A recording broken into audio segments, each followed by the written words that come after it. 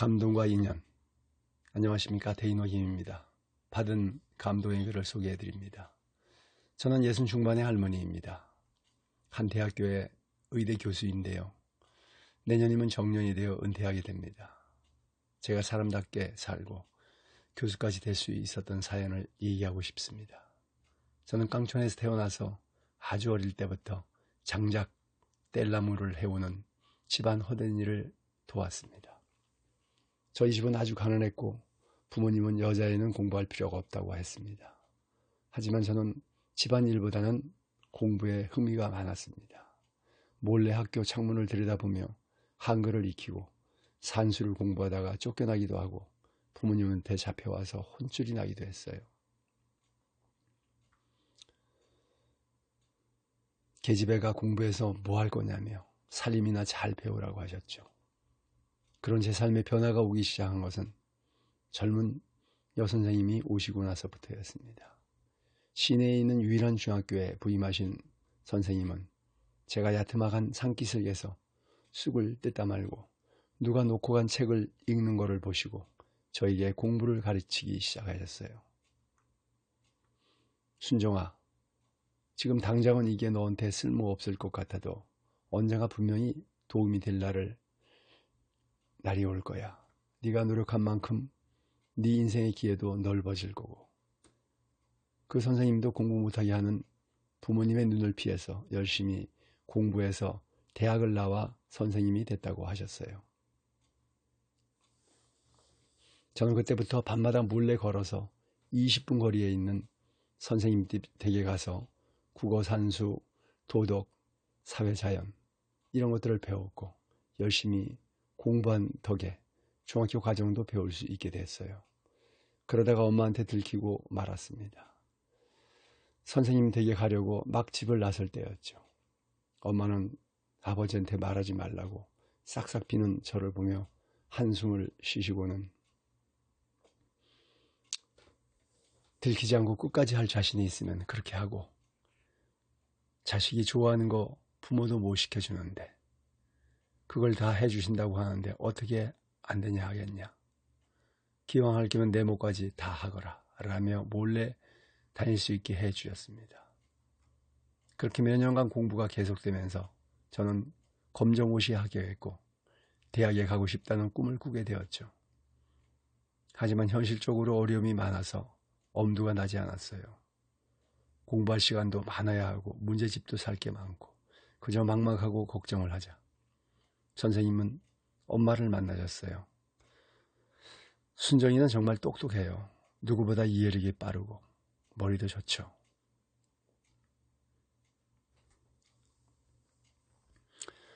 굉장히 성실하죠. 이런 애가 공부를 안 하면 누가 하겠어요. 부디 어머님께서 순정이가 대학에 갈 수 있도록 도와주세요. 그 말이 엄마는 한동안 고민을 하셨어요.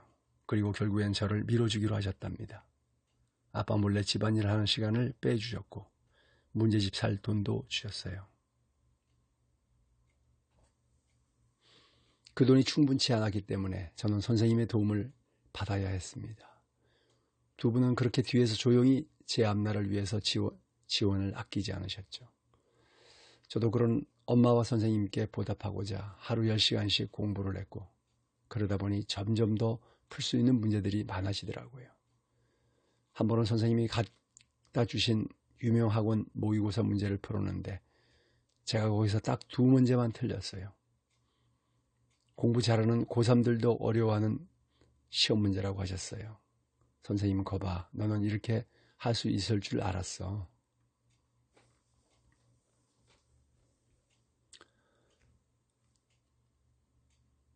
이게 공부에 재능이 있다는 뜻이야. 거기다 넌 아주 열심히 노력하고 힘까지 있잖아.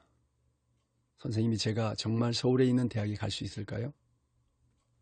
이 시험 성적을 보고도 모르겠어? 넌 이미 전국 수준급이라고 하시며 저를 격려하셨습니다. 저는 그 말에 힘을 얻어서 더 열심히 공부할 수 있었죠. 그리고 저는 선생님 말씀대로 서울에 있는 의과대학에 합격할 수 있었어요. 저는 너무나 기뻐서 엄마와 선생님 손을 잡고 발짝발짝 뛰었죠. 엄마는 너무 좋아서 눈물을 훔치셨고 선생님도 진심으로 축하해 주셨죠. 하지만 문제는 아버지였는데요. 아버지는 어디 여자애가 혼자 서울에 올라갔냐며 벌쩍벌쩍 뛰셨습니다.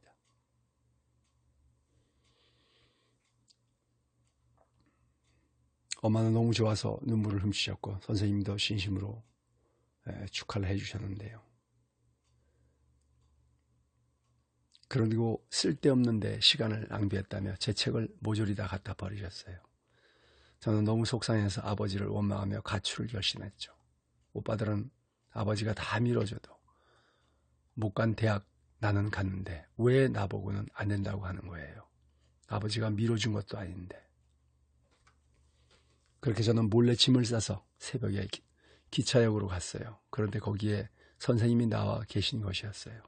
순정아, 이렇게 가면 안 돼. 네가 잘못한 게 없는데 왜 집을 나가니? 나가더라도 떳떳하게 모두의 박수를 받으면서 떠나야지. 지금 네가 이렇게 무작정 서울에 가면 어디서 받아줄 것 같아?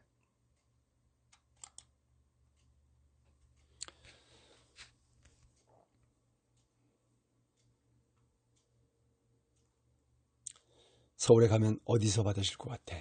지금 그러지 말고 돌아가자. 안 그러면 네가 지금까지 노력한 게 다 헛수고가 되는 거야.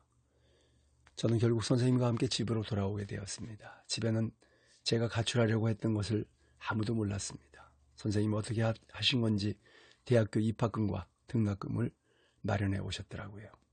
그리고 아버지께 이건 제가 순정이한테 주는 대학 합격 선물입니다. 서울에서 1등 한다고 하는 애들도 떨어지는 의대에 합격했잖아요. 이만한 선물을 받을만 하다고 생각합니다. 순정이가 서울에서 대학을 다닐 수 있게 해주세요. 분명히 아버님께 효도하는 딸이 될 겁니다.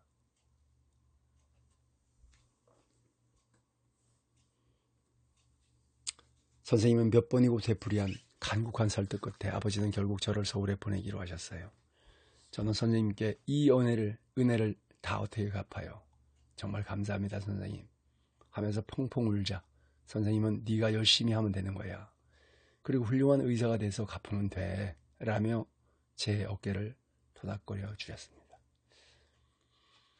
저는 그러겠다고 굳게 약속을 했고 대학에 가서 정말 열심히 공부했어요. 대학 1학년 때 다들 해본다는 미통도 하지 않았고 다른 애들과 몰려다니며 놀지도 않고 공부하고 학생 과외만 열심히 했죠. 그렇게 1학기를 우수한 성적으로 마치고 집에 돌아갔어요. 선생님께 드릴 선물이 있었죠. 시내 중학교로 갔더니 선생님은 그만두셨다는 거예요. 어찌된 일인지 영문을 묻자 결핵에 걸려서 수업 시간에 피해를 토했고 그 이후로 학교를 그만두고 요양을 떠나셨다고 하시더라고요. 선생님이 제 앞으로 편지를 남겨놓으셨더군요. 편지를 서울로 보내지 않은 건 제 공부를 방해하기 싫어서였다고 적혀 있었어요. 순정아, 너는 언젠가 꼭 훌륭한 의사가 될 거야. 선생님이 그렇게 믿어. 그러니 건강에 유의하면서 공부해야 한다. 건강을 잃으면 아무 소용이 없어. 저는 선생님이 어디로 가셨는지 학교 선생님마다 붙잡고 물어봤습니다.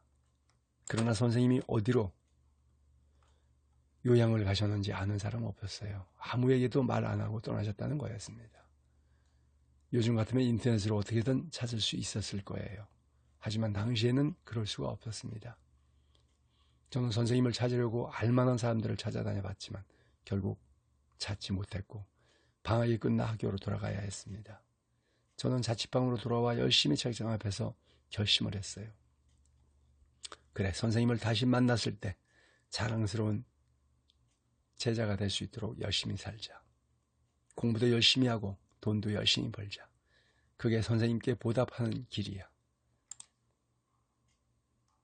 저는 그때 이후로 정말 더 이를 악물고 공부했어요. 잠 한숨 안 자며 며칠 공부하다가 병원에 입원도 해봤고 너무 책상 앞에 앉아 있어서 엉덩이가 온통 짓무른 적도 있었죠. 밥 먹는 시간도 아까워서 일주일치 주먹밥을 만들어 놓고 냉동실에 넣어놨다가 하나씩 꺼내 녹여서 먹었습니다. 반찬은 시골에서 보내준 김치 한 가지였고요. 어려운 의학 용어들은 다양한 연상법을 이용해 달달 외우고 또 외웠습니다. 화장실 거울 앞에 외워야 할 단어들을 잔뜩 써놓고 이빨을 닦으면서 외우고 또 외웠습니다. 그렇게 열심히 한 덕에 저는 인턴 시험 후 레지던트 4년 후 봤던 내과 전문의 시험에도 모두 한 번에 합격하게 되었어요. 시험이 합격할 때마다 선생님을 떠올리고 마음속으로 감사하다고 인사했죠. 그리고 좋은 기회가 있어서 미국으로 연수도 다녀오게 되었습니다. 그 이후 저는 대학병원에서 계속 일을 하다가 순환기내과 교수가 되었죠. 그날 정말 선생님이 많이 보고 싶었어요. 속으로 살아계시면 언젠가 꼭 만날 수 있게 해달라고 기원하는 날이 많았죠. 그러고 보면 선생님은 늘 제 마음속 한편에 계셨어요. 저는 선생님을 잊은 적이 없었고요. 선생님을 대한다고 생각하고 환자를 진료했어요. 그리고 또 새로운 의학 논문들을 읽고 연구하고 자료도 수없이 검토했습니다. 그랬더니 어느새 환자들이 제일 신뢰하는 의사로 저를 꼽게 되었고, 저는 그런 말을 들을 때마다 속으로 이게 다 선생님 덕분이에요 라고 말씀드렸습니다. 그 사이에 저는 결혼해서 딸을 하나 두었어요. 딸을 낳은 날에 돌아가신 부모님 생각도 많이 났지만 선생님이 만약 보셨다면 참 기뻐하셨겠지 라는 생각을 했어요. 선생님을 떠올리며 딸 이름을 선생님과 똑같은 선이라고 지었어요. 선생님처럼 마음 넓고 예쁜 사람이 되어주길 바라는 마음이었습니다. 그리고 어느새 그 딸이 커서 결혼할 나이가 되었어요. 딸도 저처럼 의사가 되고 싶다며 의대에 가서 인턴을 하고 있습니다. 엄마, 나 만나는 사람이 있는데 엄마도 한번 같이 봤으면 좋겠어. 그래? 결혼까지 생각한 사람이야? 응, 내가 지금까지 엄마한테 남친 소개한 적 없잖아. 이 오빠는 진짜 내 인연인 것 같아. 딸은 부끄러운 듯 쑥스러운 듯 표정을 지으며 말하더군요. 저는 그렇게까지 내키지는 않았습니다. 딸 얘기를 들어보니 마음은 착하고 긍정적인 사람 같은데 크게 욕심도 없고 가진 것에 만족하며 그날 벌어서 그날 쓰고 사는 그런 사람 같았거든요. 저는 제 사위는 좀 더 야망이 큰 미래를 위해 투자하는 인물이길 바랐는데 완전 반대 타입인 것 같아서 만나기 전에 이미 씁쓸했죠. 하지만 딸은 그걸 참 좋게 본 것 같았어요. 딸이 그렇게 좋아하는데 제가 보지도 않고 싫다고 할 수는 없어서 일단 청년을 만나보겠다고 약속했습니다. 사위는 고등학교 교사였는데 아주 선한 인상을 하고 있었어요. 교사 사위라니 부족함 없다고들 하시겠지만 전 욕심이 많았나 봅니다. 그래, 평생 고등학교에서 아이들만 가르칠 생각인가? 대학원에 가서 박사하고 유학 갈 계획은 없고? 라고 하자 사위는 네, 저는 많은 가능성을 갖고 있는 아이들에게 뭐든 마음만 먹으면 할 수 있다고 가르치는 사람으로 남고 싶습니다. 제가 이런 데는 저희 큰어머님이 큰 영향을 주셨습니다. 아프셔서 2번 교직을 쉬셨지만 큰어머니가 용기를 줘서 어려운 환경에서도 공부를 해서 자기 인생을 개척한 사람들이 많았거든요. 그런 분들이 큰어머니에게 인사하러 올 때면 큰어머니는 자랑스럽고 저도 그게 그렇게 되고 싶었다는 생각을 많이 했습니다. 생각이 굉장히 바른 청년 같았습니다. 정말 요즘 보기 드문 사람인 것 같네. 하지만 그러기에는 현실이 만만치 않았을 텐데. 자네가 그러는 걸 부모님은 어떻게 생각하시나? 라고 사위에게 물었습니다. 부모님도 처음에는 제가 외국 유학도 다녀오고 더 좋은 직장 갖기를 바라셨지만 요즘처럼 교사가 되기 힘든 때에 당당히 고등학교 교사로 일하는 것도 감사하다고 하셨어요. 제 생각에도 많이 지지를 해주셨고요. 라고 쑥스럽게 웃었어요. 딸이 말했습니다. 엄마, 왜 자꾸 그런 질문을 해? 꼭 오빠 교사인 게 마음에 안 드는 것처럼. 나는 오빠처럼 사는 사람이 더 많았으면 좋겠는데 오빠가 하는 거 보면 정말 존경스럽다고. 그리고 학생들한테 인기가 얼마나 많은데 교사가 천직이야. 타고났다니까. 라며 딸이 옆에서 지원 공세를 펼쳤습니다. 그렇게 좋은 뜻을 가졌다니 할 말은 없었죠. 제가 너무 속물처럼 느껴지기도 했고요. 남편은 큰 불만이 없었습니다. 문제는 제 자신이었죠. 제 딸은 더 근사한 직업을 가진 사람을 사위로 맡고 싶었던 거죠. 하지만 저는 저런 마음씨를 가진 사람이라면 내 딸을 믿고 맡길 수 있겠다는 생각도 들었습니다. 그래서 저는 정말 그 청년의 마음가짐 하나만 보고 딸의 결혼을 허락하게 되었어요. 그리고 결혼식 준비를 원만하게 진행되어 양가의 상견례 날이 되었어요. 약속 장소인 한정식 식당에 조금 일찍 도착했죠. 진료가 생각보다 일찍 끝난 것도 있었지만 중요한 자리인 만큼 먼저 가서 마음의 준비를 하고 싶은 것도 있었거든요. 제가 식당에 들어서자 젊은 직원이 나와서 예약을 했냐고 묻더군요. 저는 상견례 예약을 했다고 말했고 직원은 저에게 잠시 기다리라고 했어요. 그리고 직원을 기다리면서 서 있는데 카운터에서 감사합니다. 다시 뵐 날 기다리고 있겠습니다. 라고 하는 고상한 목소리가 들렸습니다. 아무리 생각해도 익숙한 목소리여서 카운터 쪽을 돌아보게 되었어요. 그랬더니 저보다 한 10살은 많으신 것 같은 여자분이 우아하게 머리를 올리고 앉아 계산을 하고 있었습니다. 저는 자꾸 어디서 본 것 같아서 가까이 다가갔습니다. 네, 무엇을 도와드릴까요? 저를 본 여자분들이 미소를 지으며 그렇게 물으시니 한참 더 저를 쳐다보셨습니다. 저도 한참 바라봤고요. 아무래도 낯이 익었으니까요.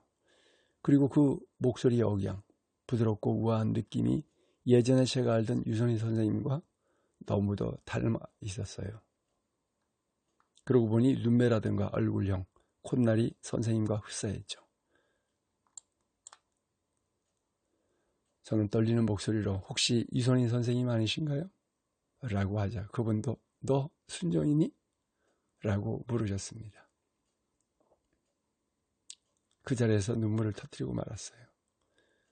상견례라고 특별히 신경 써서 했던 화장이 다 무너지는데도 아랑곳하지 않았어요. 선생님, 제가 얼마나 선생님을 찾았는데 어떻게 이런 데서 만나요? 선생님 정말 보고 싶었어요. 너무너무 그리웠어요. 한시도 잊지 않고 있었어요. 나는 통고를 하며 그 자리에서 주저앉았어요. 선생님도 눈물을 닦으며 제 손을 잡으셨고요. 순정아, 너 진짜 정말 순정이 맞구나. 살아있으니 이렇게 만나는구나. 나도 널 잊어본 적이 한 번도 없어. 내가 아파서 어쩔 수 없는 그곳을 떠나야 했을 땐 정말 마음이 아팠단다. 그래도 네가 정말 잘 산 것 같아서 기쁘다. 저는 언제고 살아있을 때 선생님을 다시 뵙게 해달라고 매일 속으로 빌고 또 빌었습니다. 그래서 오늘 이렇게 만나 뵙게 되고요.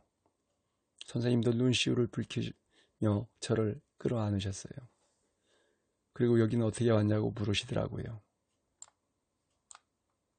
저는 상견례 얘기를 했죠. 선생님이 예약자 이름을 보더니 놀라시며 네가 선희 엄마였니? 라고 하시는 거였어요. 저는 너무 놀라서 제 딸을 아시냐고 했고 선생님은 바로 제 사위의 큰 어머니라고 하시는 거예요. 나는 벌써 네 딸을 봤지. 정우가 꼭 소개시켜주고 싶은 사람이 있다고 해서 몇 번 봤어. 너무 예쁘고 총명하고 이상하게 정이 가더라. 네 딸이어서 그랬나 보다 라며 놀라셨어요. 저는 온몸에 전율이 흘렀어요. 사위가 닮고 싶은 사람이 바로 선생님이었다니. 저는 사돈분들과 사위와 딸을 만나 선생님의 인연을 이야기했고요. 그분들과 사위도 다 놀라더라고요. 당연히 제 딸도 놀랐고요. 무엇보다 제 딸 이름이 선생님 이름을 따서 붙였으니까요. 사위도 흠칫 놀랬어요. 처음에 제 딸한테 눈이 간 게 큰어머니 이름하고 같아서였다고 합니다. 어떻게 이런 인연이 있을 수 있을까요? 하늘은 계속 우리를 잊지 않고 지켜보고 있었나 봅니다. 이렇게 엮어서 저와 선생님을 만나게 해주신 것 같아요. 그날 상견례가 끝나고 저와 선생님은 오랫도록 이야기를 나누게 되었죠. 선생님은 처음 요양을 마치시고 다시 교사로 복직하시면서 결혼도 하셨다고 합니다. 그러나 몸이 너무 쇠약해져서 아이를 낳을 수 없었다고 하더군요. 학교 일도 너무너무 무리를 해서 몸이 다시 나빠졌는데 그때도 폐가 문제가 됐다고 했어요. 결국 교사를 그만두고 집에서 지내시다가 가끔씩 남편이 경영하는 한정식 식당에 나와서 카운터를 봐주고 있다고 하셨어요. 마침 제가 간 날, 그날이 시조카 상견례여서 제 딸도 보고 저희 부부도 볼 겸 나오셨다는 거였어요. 선생님은 제가 순환이 내과 교수라고 하자 그렇게 될 줄 알았다며 저는 꼭 해낼 줄 알았다고 자기 일처럼 기뻐하셨죠. 저는 선생님 손을 꼭 잡고 그래서 이제 몸은 좀 괜찮아지셨어요? 많이 마르신 것 같은데 불편하신 데는 없으시고요? 라고 물었더니 몸이 다시 안 좋아진 것 같아서 병원에 예약을 했다는데 그 의사가 워낙 유명한 교수인지라 2달 넘게 기다려야 된다고 하시더라고요. 저는 그 말을 듣고 돌아와서 호흡기 쪽에 내노라는 교수들에게 싹 전화를 돌렸어요. 그리고 대학병원 내 인맥을 총동원해서 선생님이 VIP 병실에 입원할 수 있게 해드렸어요. 난 일반 병실도 괜찮은데 이런 데는 좀 어색해. 선생님 이거 제가 은혜 갚는 거라고 했잖아요. 제가 선생님께 보답할 수 있게 해주세요. 선생님도 웃으면서 알겠다고 하시더라고요. 검사를 선생님 폐에서 종양이 발견되었고 암의 소견이 나왔어요. 선생님은 몸이 많이 약하셔서 수술에 대한 부담이 있었는데 워낙 초기였고 표적 항암 약물 치료가 가능할 것 같아서 바로 제가 주치의가 돼서 치료에 들어갔습니다. 선생님은 우기면서 내가 순정이 덕분에 살게 되었구나. 고맙다. 라며 계속 저에게 고개를 숙이셨어요. 저는 선생님 그러지 마세요. 라고 하면서 꼭 건강하게 만들어 드리겠다고 약속했죠. 선생님의 항암 치료가 시작됐고 아이들의 결혼식 날짜도 잡혔습니다. 저는 해외 최신 논문들을 전부 찾아보고 미국의 유명한 대학병원에서 임상 진행 중에 효과가 좋은 신약이 있는지를 계속 알아보며 바쁜 날들을 보냈어요. 제가 있는 대학에서 연구 중인 치료제도 알아보았죠. 어떻게 해서든 암의 전이도 막아내고 완전히 그 암의 뿌리도 뽑아내고 싶었어요. 선생님은 그런 저를 보며 이런 좋은 의사를 만날 줄 몰랐다고 좋아하셨죠. 저도 기뻤습니다. 제가 공부한 것으로 선생님께 도움이 될 수 있었으니까요.